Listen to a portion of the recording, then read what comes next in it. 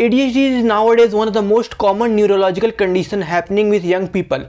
But what is actually happening inside the mind of a young ADHD brain?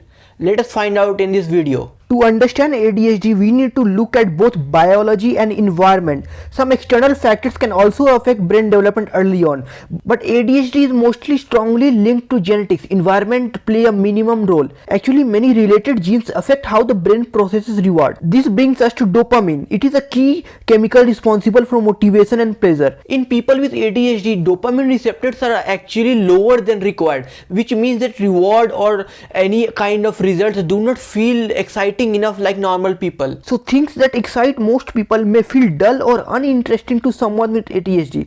That's why boredom hits fast for ADHD people and staying focused becomes much harder. It is all about the low level dopamine in our brain. It's not laziness, it's a difference in how the brain is wired and how the brain processes dopamine. Brain scans gives us even more insight into a ADHD brain. They show differences in how certain regions activate. Normally the brain switches between two modes, a relaxed mode and a focused mode, but with people with ADHD this switch doesn't happen. Our brains can stay in both the modes simultaneously, giving us executive paralysis. This creates mental noise and makes concentration much more difficult. Researchers have also noticed differences in the prefrontal cortex of the ADHD brain. This area controls attention, decision making and emotional regulation. In ADHD brains, our prefrontal cortex is actually less active and thinner, which makes it harder for us to focus and control our impulses. And because of these differences in our brains, ADHD people often need to rely on medications. One common example is Ritalin. It works by increasing dopamine levels in the brain,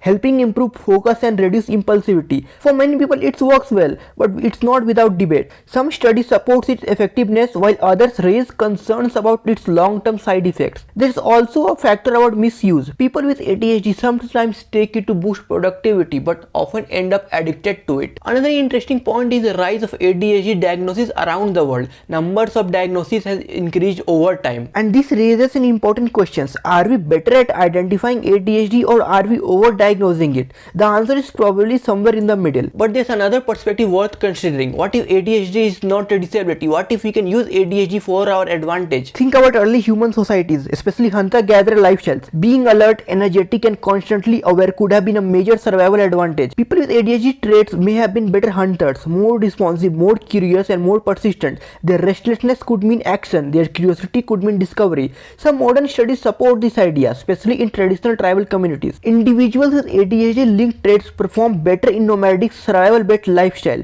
They were more successful at finding food and adapting to changing environments. But in modern structured environments, these same ADHD traits can be a nightmare. Classrooms and offices demand stillness and focus, which doesn't match how ADHD brains operate. So it's not just a disorder, it's often a mismatch with the environment. Another area where ADHD stands out is creativity. People with ADHD often think differently. Their thoughts move quickly and unpredictably, leading to unique and original ideas. This can make routine tasks difficult, but it's powerful in creative fields. As people grow older, things can change rapidly, especially when they are constantly changing their environment and choosing the right one. Like many adults with ADHD struggled in school, but they thrive in the right careers. Fields that reward energy and creativity often suit ADHD people better. Like entrepreneurship, design or fast-paced jobs which demands adaptability, ADHD is an advantage. When their energy is directed properly, it becomes a strength instead of a weakness. Some successful people often credit ADHD as a key part of their success. These people didn't fight their nature, they learned how to work with it.